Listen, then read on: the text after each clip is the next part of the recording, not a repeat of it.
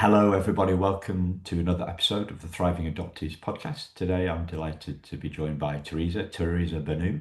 Looking forward to our conversation today, Teresa. Thanks for having me.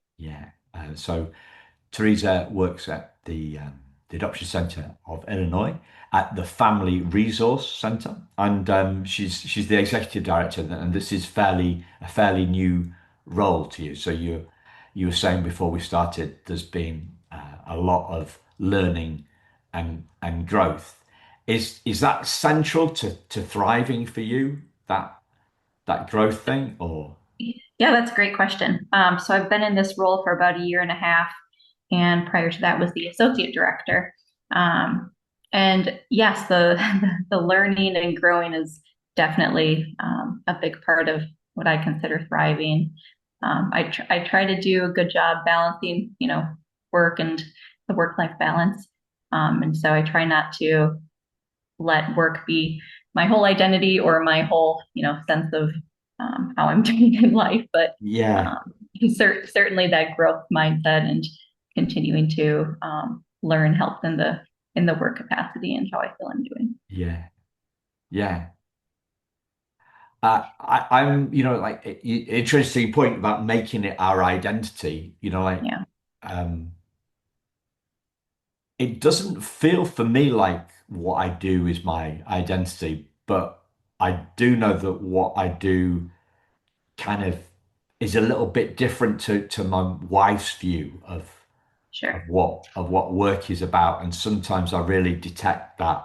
Why is this so important? I want to tell you something about something else. I want to talk about something else, but you're just focused on keeping your head down in your office. And I'm starting to detect a little bit of pushback on that. You know, um, Yeah, well, it's interesting because I've always told people that, I'm a social worker. And so I've always told people that social work is, not just what you do, but part of who you are. And so I'm kind of contradicting myself there. But I think in this new role, there's a lot more administrative work and, oversight. And so I think that's part of where I'm coming from. But yeah, it is really interesting. You bring up good points that, when something you're passionate about or something that does impact you personally intersects with your work, um, it adds another layer, another dimension. yeah.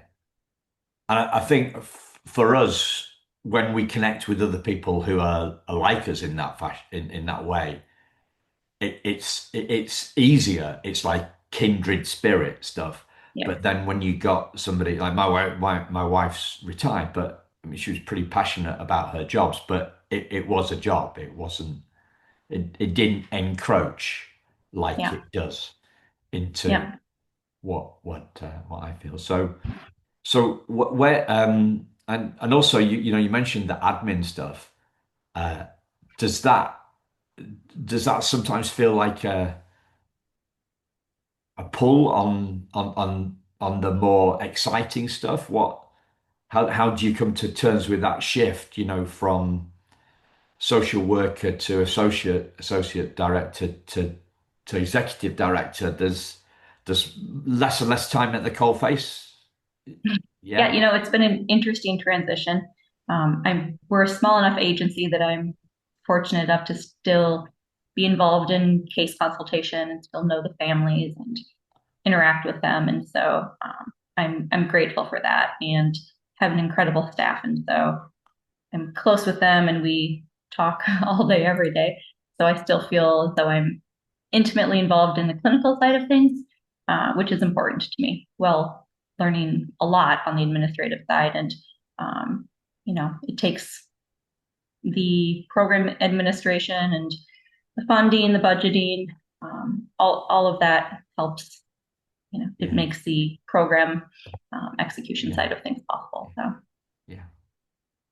So, what does thriving mean for you outside these growth and learning spaces? What else is within your take on this word that we bandy around but rarely dive yeah. into?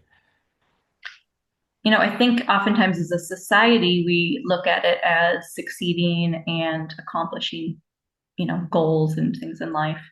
Um, I know for me, and I think for a lot of people, it can mean you're at peace with who you are and where you are in life and wake up fulfilled and secure in who you are and knowing your value, um, which, goes to knowing who you are. So, and knowing what really matters in life.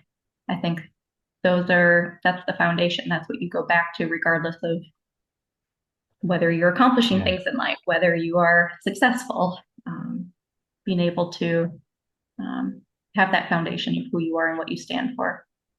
That for me is thriving. yeah. So there's an interesting dynamic there of kind of personal stuff and career stuff. Is it all, does it, does it all sit Yeah. together for you? Yeah. I mean, one certainly impacts the other. Being able to, I think you have to have a healthy sense of who you are in order to lead and in order to, you engage with people in such an intimate way in this work that you have to know yourself well and be confident in who you are in order to help others do the same. Does that Yeah, make sense? yeah. Like a grounding thing? What? Yeah. Yeah. Yeah. So obviously identity from an adoptive perspective is kind of can be tricky, can be complex. Yeah. Um, what if I say thriving adoptees rather than just thriving? Yeah. Um, what extra dimensions does that bring for you, Teresa? Yeah, of course, the identity is a huge piece of that. I think feeling that identity integration and the wholeness.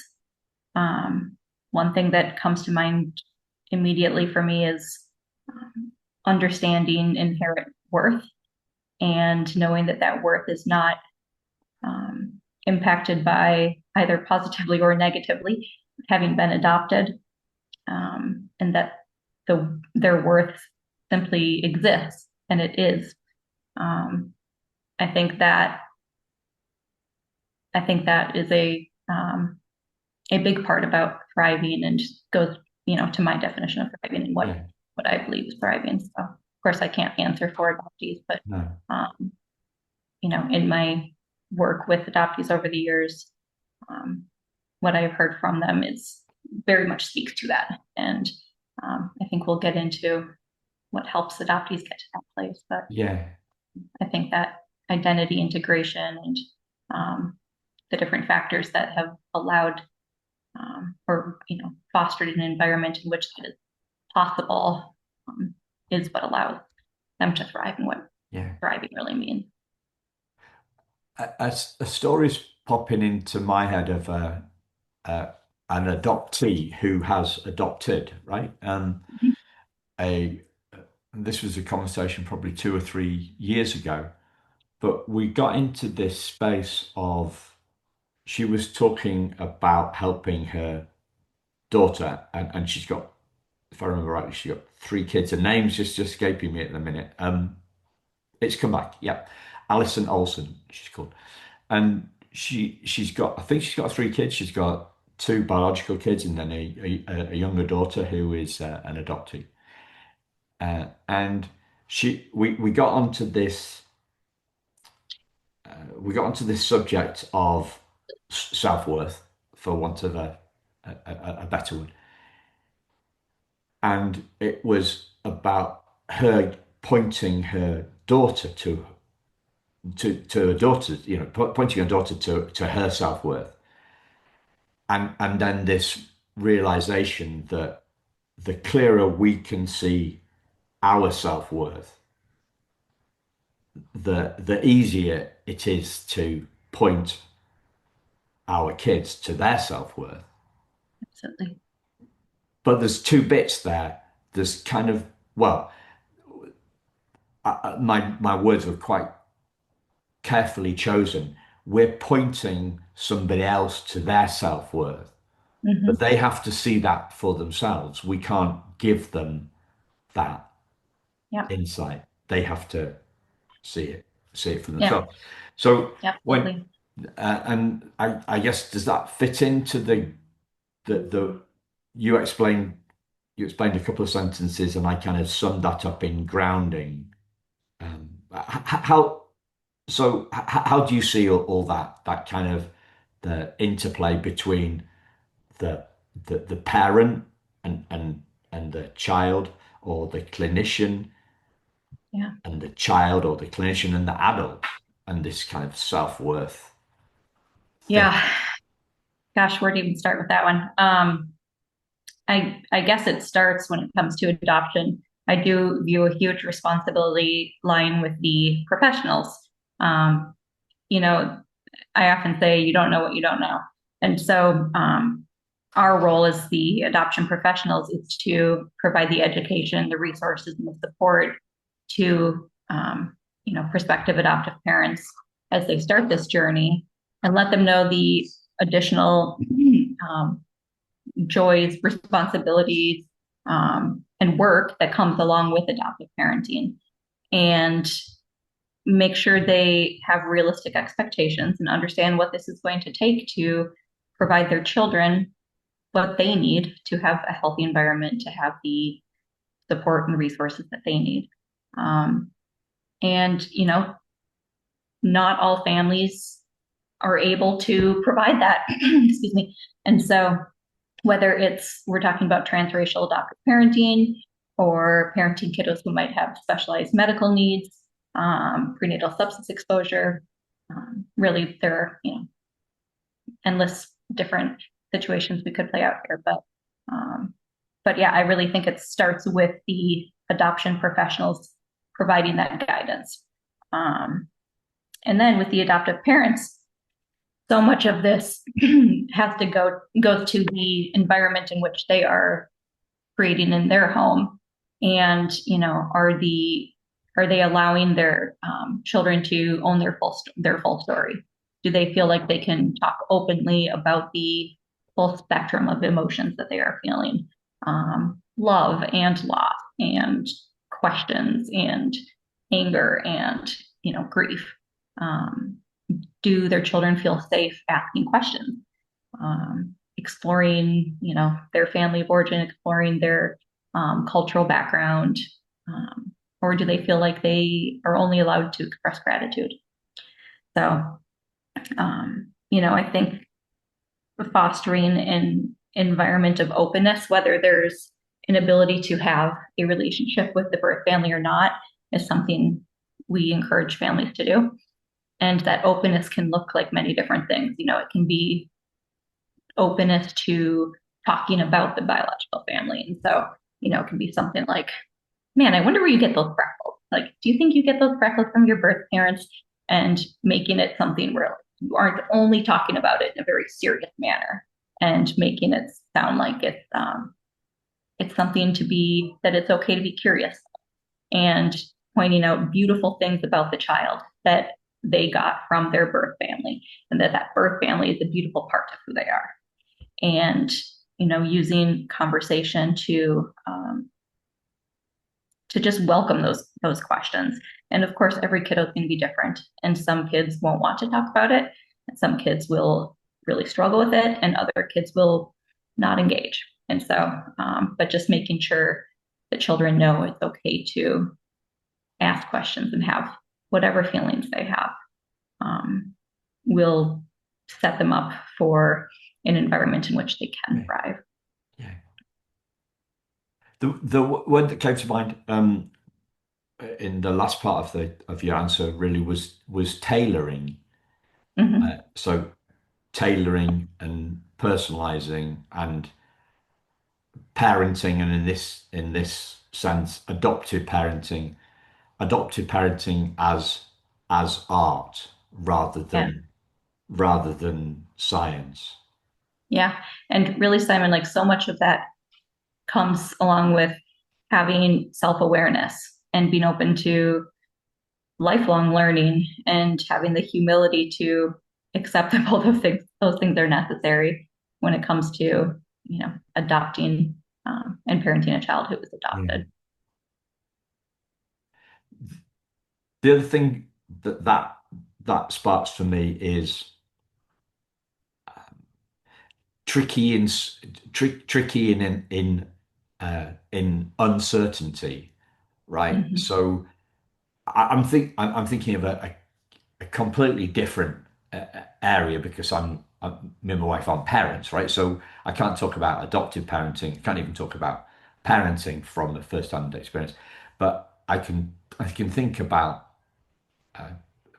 insecurity around business and wanting to hold, having a like I had a business coach for a while and wanting guidance on uncertainty and a more scientific approach Mm-hmm. when it's not like that. Yeah. It's far more art than it is silence and sorry than it is science. And if you're the more kind of grounded and secure you are as a person, the more open you are to expressing the art, crafting the art of parenting rather than looking for security where there is looking for scientific facts, kind of tell me what to do sort of stuff. Right. And it's hard, man, like seeing a child in pain and seeing them grapple with those questions that you can't answer and just having so little control over it. It's challenging, especially when it's something that they struggle with for years.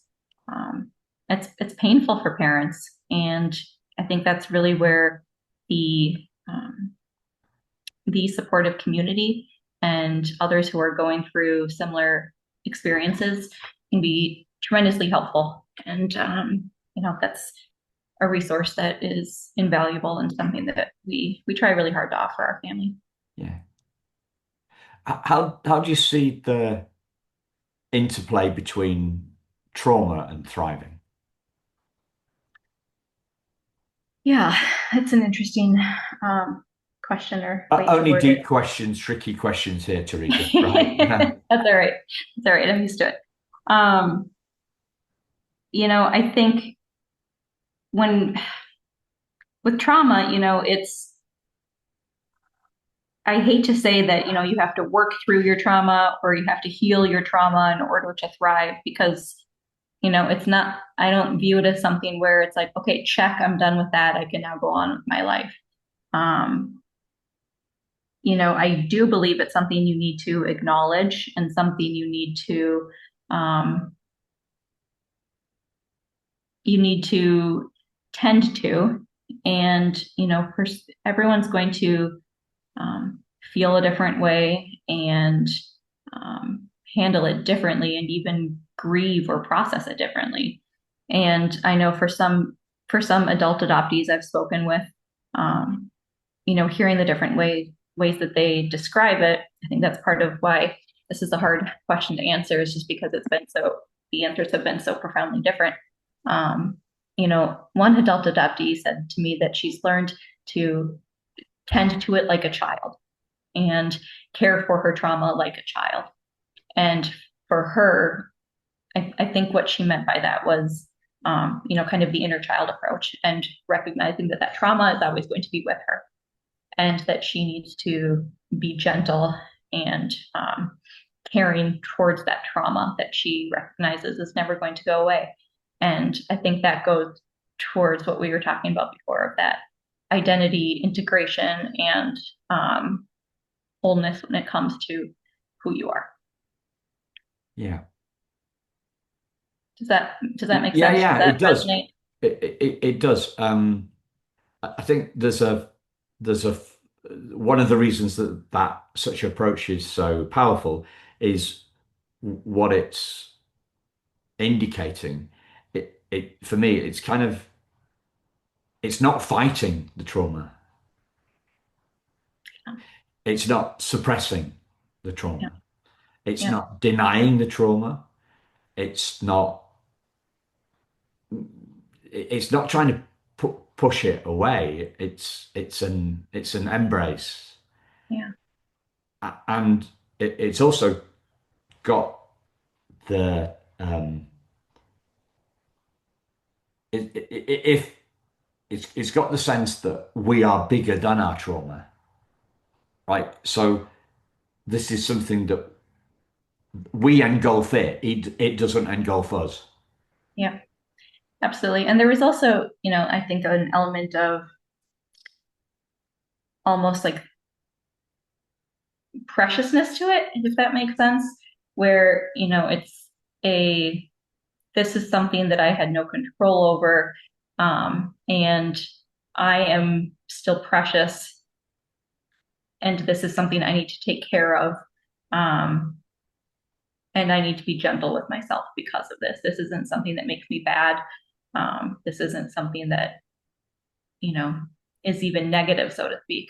And this, again, was one person's Yeah, experience, but I thought it was a really powerful way yeah. um, to process it and to put words to it. Um, It's not it's something to be held rather than to exiled. You know, I was listening to a Precisely. podcast with Dick Dick Schwartz, Richard Schwartz, I talk about him quite a lot on the podcast, but not usually for his psychological stuff, for the other part of the more kind of spiritual part of his modality, his way of therapizing, you know, his therapy method. I'm just throwing a few words in case modality, because modality seems a bit jargony for you listeners. I'm sure it doesn't sound jargony at all for you, Teresa. But he talked about exiles. Um, so putting the putting the it, casting out the inner child, locking the inner child in the basement, right? Hmm. Locking it away. And the reason these are so powerful is because we're going into the brain part of it, aren't we? Like the suppression of it, and then having these, and so there's these exiles that are so scary we want to hide them away, and then there are these protector parts that are almost standing guard at Yeah. the entrance to the cellar, Yeah. keeping us away with anger or violence and anger. You know, I'm thinking like a bouncer would do, like a bouncer on the, you know, it's violence, right? Yeah. It's violence, physical violence or verbal violence, right?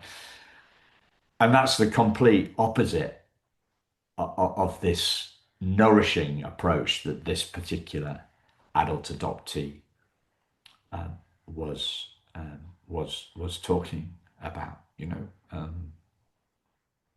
And I think of like like a therapy approach would be people talk about holding space, don't they? Yep. Like a therapist holding space. So you're holding space for your client's inner child. Yeah. And this particular adoptee has learned to hold her own space for her own little child, Yeah. presumably on the back of some interventions and some therapy. Yeah, Yeah. It's pretty remarkable. yeah. Rich, rich, isn't Yeah. it? Yeah. Do other? I got the sense that you took some time to answer the question because you were thinking back to different what different adult adoptees had told you. Do other kind of stories pop into your head about what you've heard from other adoptees? Yeah. I mean, of course, the on the flip side, I'm sure we have all heard of the challenges and how, the trauma gets in the way um, of some people who, people who are adopted being able to feel like they are thriving, or, um, it's every individual story when it comes to adoption is going to be different. And um, yeah, there are a lot of stories about um, the pendulum swinging is probably a good way to describe it. That in the adolescent years, maybe feeling a certain way about adoption and and having been adopted and birth family, and then in 20s or 30s having come a significant way, not to say at all that that pendulum has brought them to a place where it's all rainbow and sunshine, but having gotten to a place of more peace and acceptance, I would say. So the adolescent years can be challenging for everyone, regardless of their upbringing or how they came into a family, and adding that complexity of how adoption relates to identity. Um, it's one more very complicated factor for a lot of kids, especially if there's additional components Yeah. of culture or transracial adoption or relationships with birth family or lack thereof, or lack of knowledge of you know where they come from. So Yeah. The flip side of the I'm I'm I'm bigger than my trauma, I'm nourishing my inner child. The metaphor that popped into my head as you were describing the kind of tumultuous, is that the right word? Um, yeah, teen words was the metaphor that popped into my head was a a surfer that's lost in the wave, that's yeah, gone under. yep, And in the case of the adoptee that's got that distance and well, yeah, the adoptee that's got that loving relationship with her inner child is completely different to the teen adoptee who is lost in the wave. The wave is the metaphor for the trauma, and the trauma is bigger than they are. yes, They're engulfed, right? yep, yep. And I mean, I'd be curious for you, Simon, and for so many other adoptees or birth parents who go on to work in this field and to um, either whether it's like a mentorship program or, going around and speaking or training families or adoptees, more so in the mentorship realm, um, how what that like thriving feels like, whether like you feel like that trauma, if you do identify with the word trauma in relation to your adoption, which not everyone does, like how that transition or journey has impacted your thriving and how you are thriving in life. I guess the same question back to you that you worded better than I just Yeah. did. Well, I you use the word pendulums, right? So for me, we had this tableau rasa, blank slate, rainbows and unicorns metaphor for adoption that didn't start to really change until Primal Wound 1993. And then as that took off and how and trauma got bigger, right? So trauma wasn't a thing until the mid 70s. In the First World War. So it was off the back of the Vietnam War that trauma became a big thing. Yeah, So the trauma narrative has grown. To give you an example of, I don't know if you've heard this, but what what was PTSD post Vietnam? If we go back 50 years before that and we look at the First World War, so that's 1914 to 1919, 1918, 1919, I can't remember. People were, the diagnosis was shell shock. yeah, So shell shock became PTSD, right? So that's like a trauma narrative. So like the adoption world took that on Yep. took that on board as well, and the trauma narrative with Nancy Verrier thing in 1993. And now I feel that a we have a in parts we've become trauma informed, yeah, and we've become a little bit trauma obsessed, I Sure. think. And I see the reason I mentioned Dick Schwartz and Richard Schwartz at IFS is because his I coined this term myself a couple of days ago. I was thinking about it. We can be, can't we be wholeness informed? Yep. You know, like so pendulums swing too far. Right, so Sure. we've gone from rainbows and unicorns to, and look at the Bessel van der Kolk book, like Body Yep. Keeps the Score, 19. Uh, so that's published 2014, like only 12 years ago. 5 million copies of that. Yeah, it's Right, been on so the New York Times bestseller yeah, list for yeah, quite a while. it's not just a it's not just the adoption world that is trauma obsessed. It's and people are overusing the word trauma. Right. Yeah. So for me, I think it's time to be trauma informed and wholeness informed, and Yeah. and to look at the wholeness under our psychology. Yeah. I think that makes a lot of sense. And um, I tend to agree with that. Yeah, and I think one of the things that I've seen is trauma as a on a scale, right? Mhm. So if there is a primal wound, if there's a primal wound, I believe it. I believe it's psychological, not essential, Mhm. right? So I'm not denying it, but I'm saying that it's about our psychology, not our essence. And I would say it's a continuum. So mine feels like a paper cut,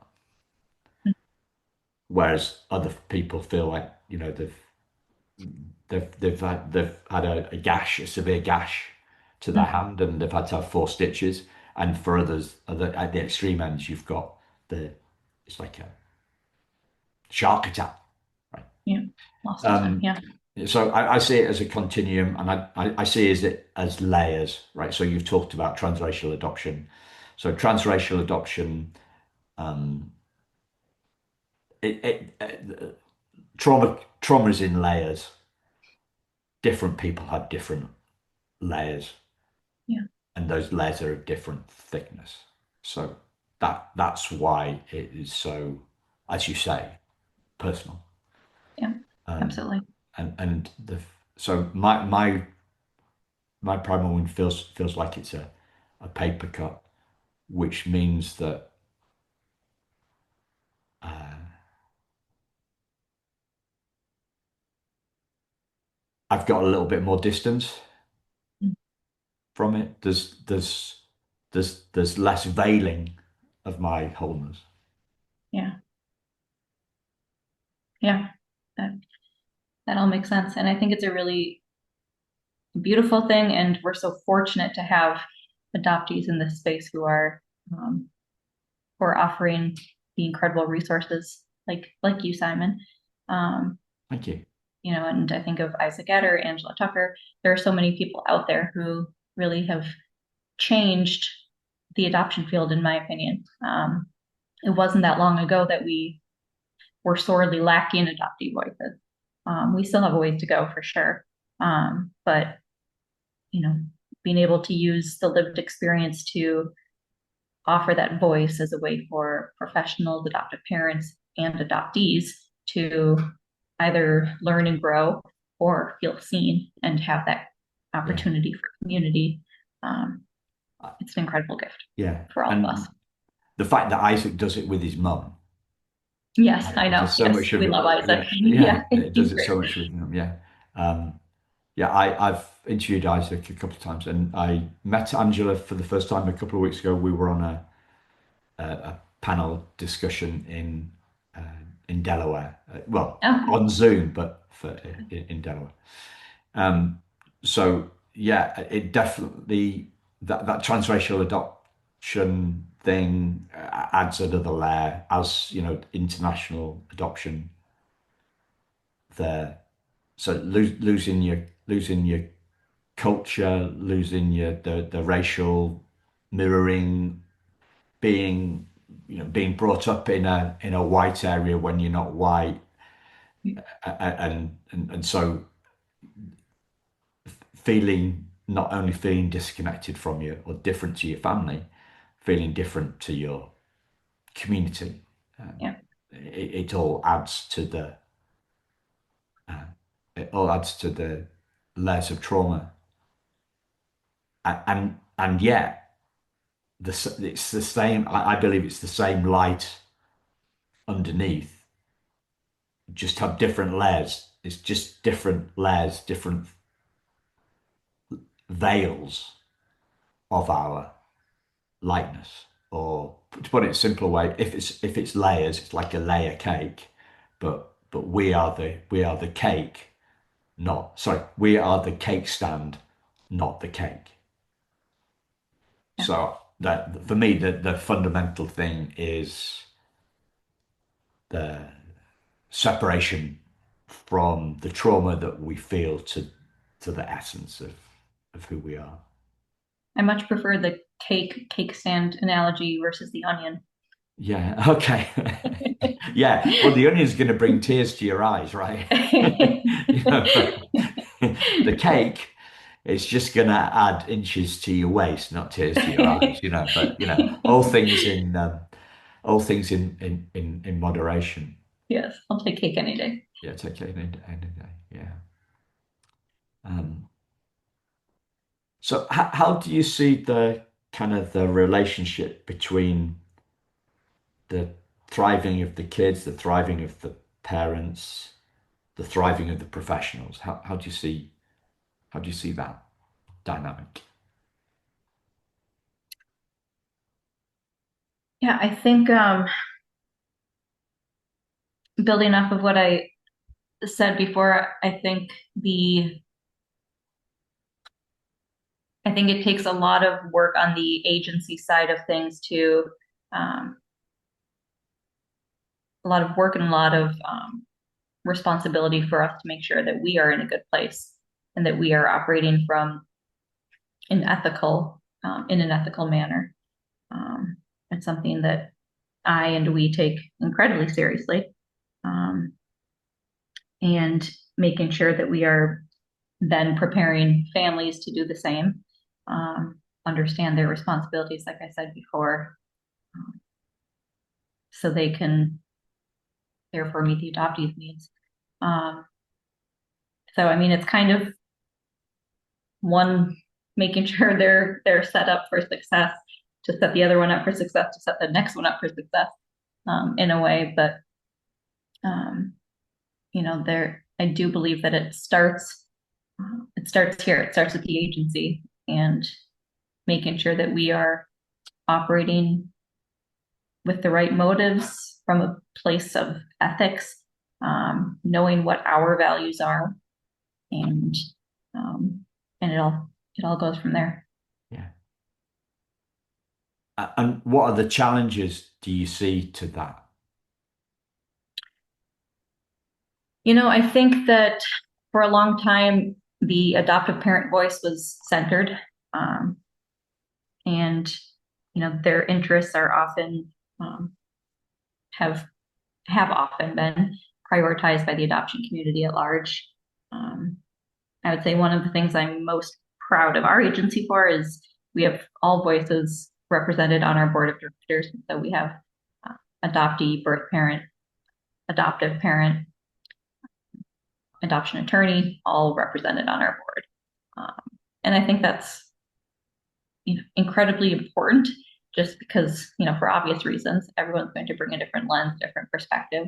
I think there's a lot of accountability there, an accountability factor, um, for the decisions that are made, and it's how our agency was formed with all of those voices and representation, and we continue to be that way. So I think that helps as an accountability mechanism.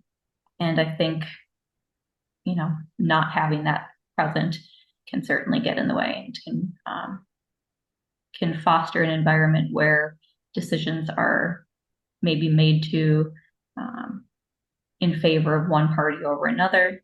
At the end of the day, we are a child welfare agency. And so what's in the child's best interest needs to be front and center. And whenever we are faced with a really hard decision, as a team, we sit down and we talk it through. And it can be a hard decision, but we go back to what is in the child's best interest. And it's usually pretty clear. Yeah. And it often might not be the decision that other parties want to hear. And it can be challenging, but it's usually a pretty clear answer, and is our guidepost, for which I'm grateful. Yeah. Can you give us an example of what you mean there? Oh, let me think of a good example.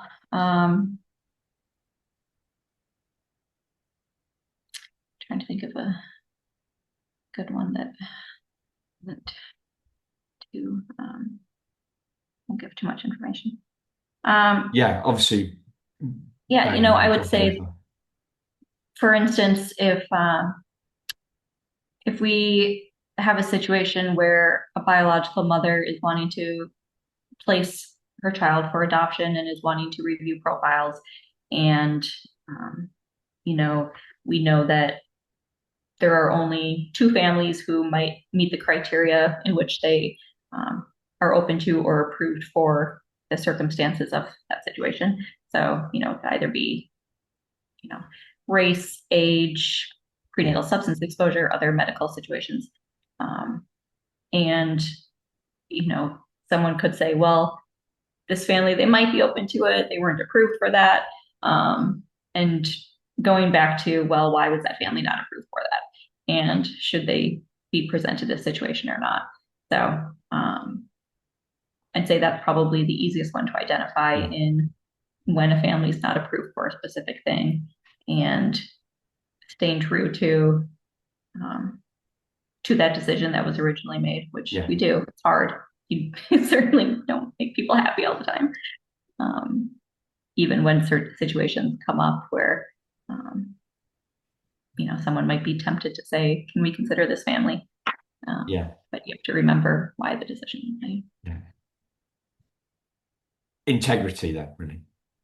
Yeah, integrity and, um, just remembering, yeah, integrity is a good way to put it. Yeah. Yeah. So we started the conversation around learning and growth. What have what have you learned about? You talked a little bit about your learning growth in terms of the different roles, the changing role as you get more senior in the organization. What about I guess the learnings on integrity and ethics are another kind of part of the learning journey. What other parts come to mind?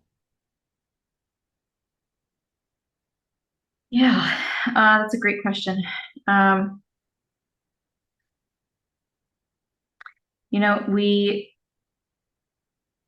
try to be incredibly transparent with who we are as an agency. Um, and when I took over this role, it was important to me that I um, make it clear that I will continue to uphold those values um, to the community. And I'm so fortunate to have the team that I do. They're fantastic. Every single person here feels as strongly as I do about ethical practice. And, um, I would say some of the things that really stick out to me that are kind of our guiding lights and things that we don't compromise on are relationships with birth family. So if a family comes to us and says that they 100% want a closed adoption, don't want any contact with the biological family, we won't work with them. We know that's not in the child's best interest, and that's I think families would be hard pressed to find an agency nowadays that would accept that, but um, that's one area that we don't bend on.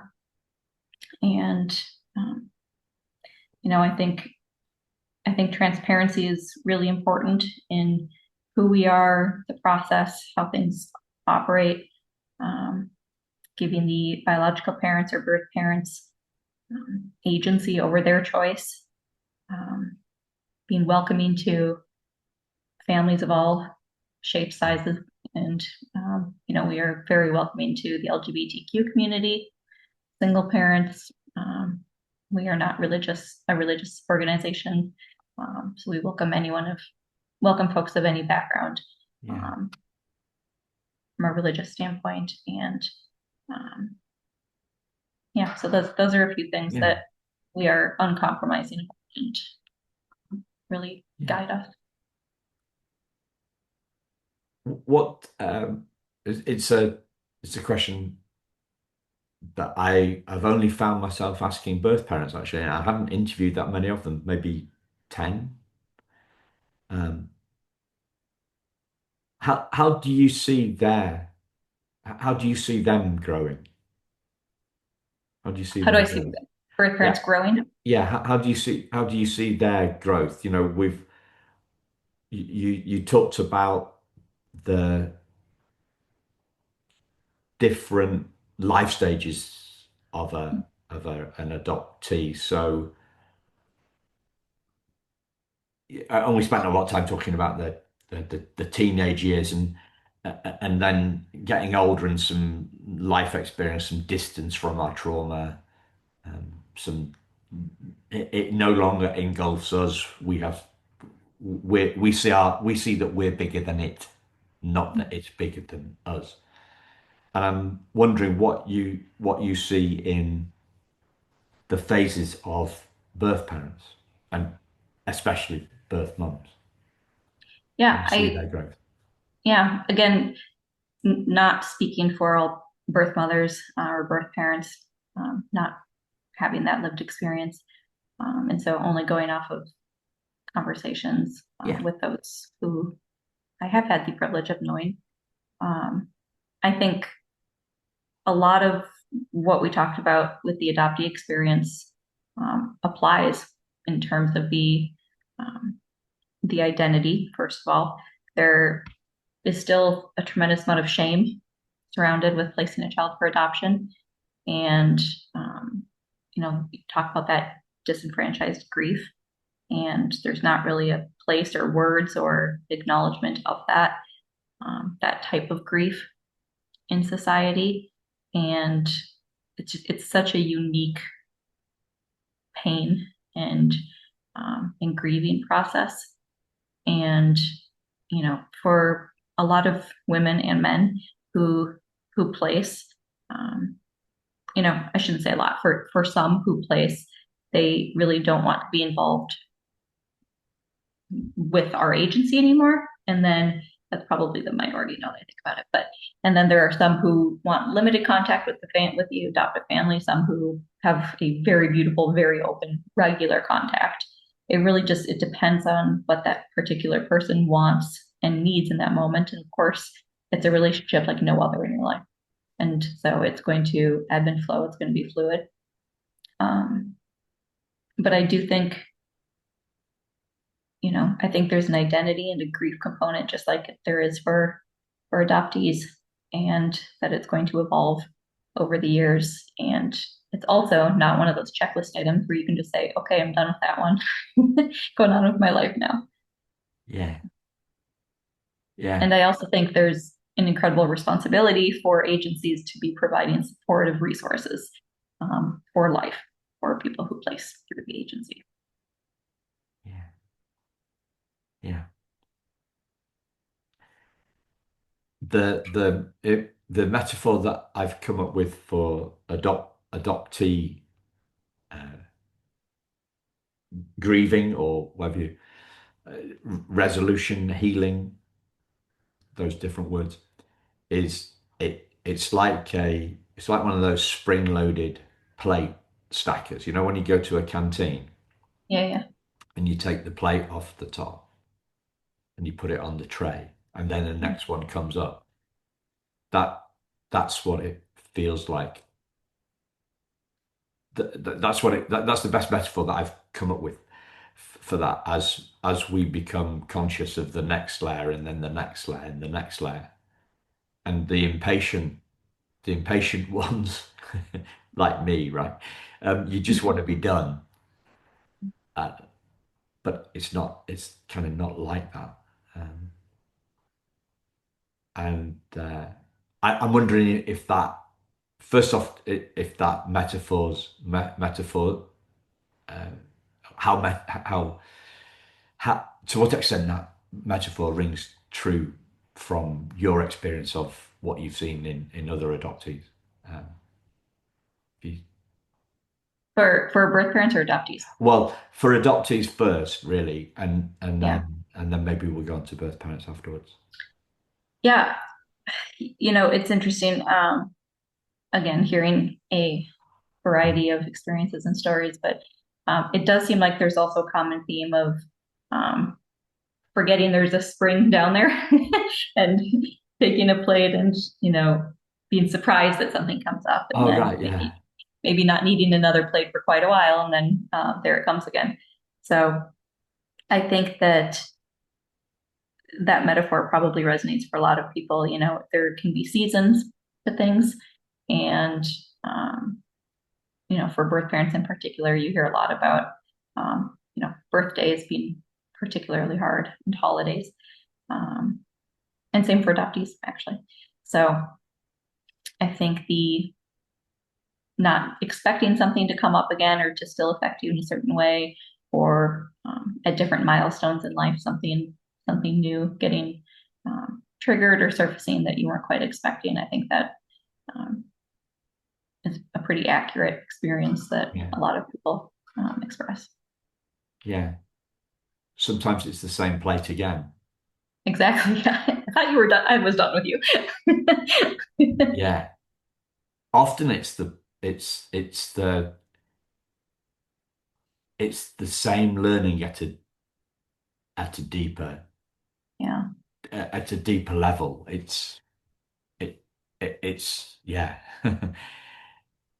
Like I think used to think that learning is a one, it's a one or a zero, right? It's like a computer. It's on or it's off, Yeah. a silicon gate is a one or a zero, binary, and that's not how uh, that some of these learnings, the penny never reaches the bottom of the well. It's Yeah. infinite. And that's a good thing. That's the other thing, right? Because it means that life gets better. So rather than being impatient to be done over and done with our learning, then we're kind of relishing a little bit more and a little bit more and a little bit more as it becomes. I'm thinking about the birth mother and birth parent versus adoptee scenario on this. I'm seeing that maybe with a maybe it's a different story for those kind of like infant adoptions when it's pre-verbal and when it's Yes. pre-memory, all that stuff. That's not going to be the same as a birth parent because they knew what they were conscious of it all, right? Right. Yep. So perhaps kids that are adopted older and birth parents will have more in common in terms of how their healing journey looks because they're aware of it. They're aware of when the separation happened. Right. Yeah. Such a variety of experiences. Yeah. Yeah. So Teresa, kind of coming up on time here. Is there something that you'd like to share that I've not asked you about? I would like to ask you what you think thriving is and what thriving looks like. yeah. Um, so loving life more, you know, it's so when I look at thriving, I often think of healing as well. Some adoptees don't like that word, healing. Um, but the foundation is seeing for me the foundation is seeing our wholeness under our psychology, and then so seeing our wholeness and then expressing and living from that wholeness more and more. Yeah. So one is a one is a discrete moment when we see our wholeness, and the rest is the process, the Yeah. ongoing process of that, and expressing rather than seeking, Hmm. Interesting. Yeah. I like that. expressing more into the world, right? Yeah. So one of my mentors says something beautiful like, I'm not sure if I can, rather than using the world in service of our happiness, using our happiness in service of the world. Hmm. Yeah. So seeking versus expressing. Yeah. I like that a lot. Thank you. As always, listeners, check out the show notes, find out more about Teresa. There's lots of links in there to the website and the socials. And thank you for sharing the last hour with me. It's been great. Really enjoyed it. Thank you, Simon. Thank you, listeners. We'll speak to you again very soon. Take care.